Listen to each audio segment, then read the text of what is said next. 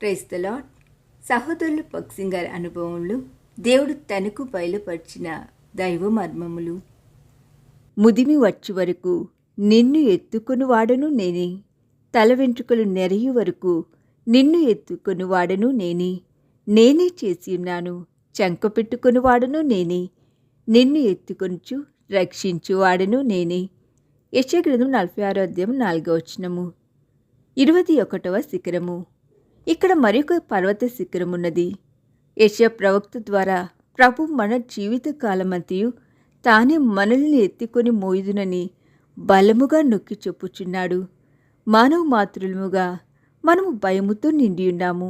అనేక సంవత్సరముల నుండి దేవుని మంచితనము సమృద్ధిగా అనుభవించినను, అనేక సమయములలో ఆయన మన పక్షమున బలముగా పనిచేయుట చూచినను, మన ప్రార్థనలకు జవాబులు పొందినను, ఇంకను అనేక భయములతో నిండి దీని విషయమేమి, దాని విషయమేమి, రేపెట్లు, లేక వచ్చే నెల ఎట్లు, లేక వచ్చే సంవత్సరం సంగతేమి అని కలవరపడుచుందుము.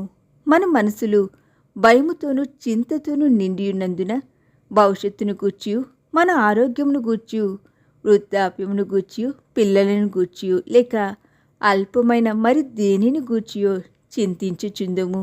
అయితే ప్రతి విధమైన చింతను, వేదనను తొలగించుటకు ఈ ఒక్క వచనము చాలును. ఇవి మనుషుని మాటలు కావు, కానీ సజీవుడైన ప్రేమగల దేవుని మాటలై ఉన్నవి. ఆయన తన సొత్తుగా మార్చబడిన వారితో ముదిమి వచ్చి వరకు నిన్ను ఎత్తుకునేవాడను నేనే అని చెప్పుచున్నాడు. మరొక రీతిగా చెప్పవలననొచ్చు, నీ మరణ పర్యంతము నీ బాధ్యతను నేనే వహించుదును అని అర్థము. 7 బాధల నుండి ఆయన మనల్ని విడిపించదని చెప్పుచున్నాడు. యోబు గ్రంథం 5వ అధ్యాయం 19వ వచనము. లేఖనములలో 7 అను సంఖ్య పరిపూర్ణతను సూచించుచున్నది. దాని భావం ఏమనగా, మన పరీక్షలు, శ్రమలు, వేదనలు, కష్టములు ఎటువంటివైనను వాటన్నిటి నుండి ఆయన మనలను విడిపించును. దేవుని ప్రజలు తాము ఆహారం భుజించక మునుపు దాని విషయమై దేవునికి వందనములు చెల్లించినప్పుడు అది ఎంత చౌకరకపు భోజనమైనను బహు రుచికరముగా మారినట్లు కనుగొందురు. ప్రభువైన యేసుక్రీస్తు జనసమూహాలను పోషించినప్పుడు విలువగల రుచికరమైన భోజనం వడ్డించలేదు, కానీ యవల రొట్టెలను మాత్రమే వాడెను. ఇది పేదవారి ఆహారము.